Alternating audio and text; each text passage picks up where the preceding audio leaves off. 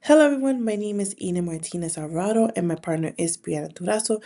This week we have the privilege on speaking on the topic dress code and student expression, which is found on chapter 10, page 281. So Heather was a student who was wearing a gay pride shirt to her school, and Mr. Davis, her principal, approaches the student and does ask her if she can please turn her shirt inside out.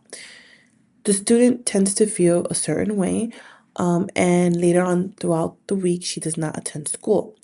Rumors are now being spread that Heather was not attending school because she was gay, so she was suspended due to this reasoning, and whatnot. So as the week continues, roughly 30 students do a small protest where they are writing gay pride the word GP and a lot of different slogans and words all around their bodies, wearing things just to protest for Heather. The principal does not like this matter, and he tells the students as well to please erase things from their arms, to please change whatever they're wearing, etc. As days go by, Heather and her cousin approach the school board where they express all their concerns and they are not heard. In this case, Heather takes further actions, which is legal actions, and she takes them to court, and there is where she finds out that this basically falls under the First and 14th Amendment, that anyone is able to express themselves as long as it isn't vulgar or being disruptive. So in this particular case, Heather was not being disruptive. She was just expressing herself. So as one of my key points, I did write schools cannot by all means discriminate against any student based on their sexual orientation, gender identity, or how they choose to express themselves or how they dress.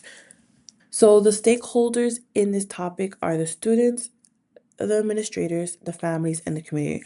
The student was able to express themselves, feeling now safe and protected by the school. This allows less bullying and just a place where she is able to feel safe in a sense of diversity and belonging. Administrators. The administrators, if we want to kind of not completely stop, because students should be able to express themselves no matter what, but if we want to just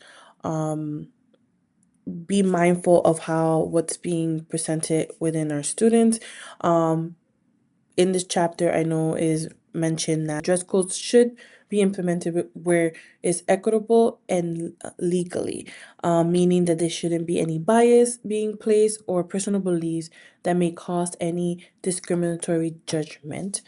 Families can now be at peace that these policies that are being implemented, whether it's different rules, different dress codes, they are going to be in place for the safety of their child, where they can now send them to school and not have in back of their mind that they're going to get harmed or bullied.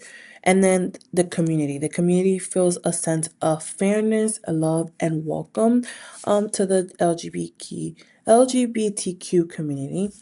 Now, when you ask me if I support the situation or refute the situation, I have two different approaches to this. I do refute what the principal did.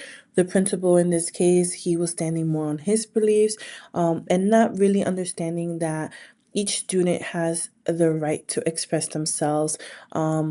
As long as they're not being disruptive. I do understand that everyone has their personal beliefs, whether it's religious beliefs, whether it's any political beliefs, but at the end of the day, we have to respect one another, and we have to understand that everyone is able to express themselves and voice their opinion. Welcome. We are called to love one another, not to hate on one another. Now, when you're speaking out towards the student, I support the student's action because she did take the matters into her hand and she advocated for herself, and not just for herself, but she advocated for other students that maybe didn't have that same ability to do so, or they were afraid to do so. So I do support the student 100% in this particular case. Thank you guys.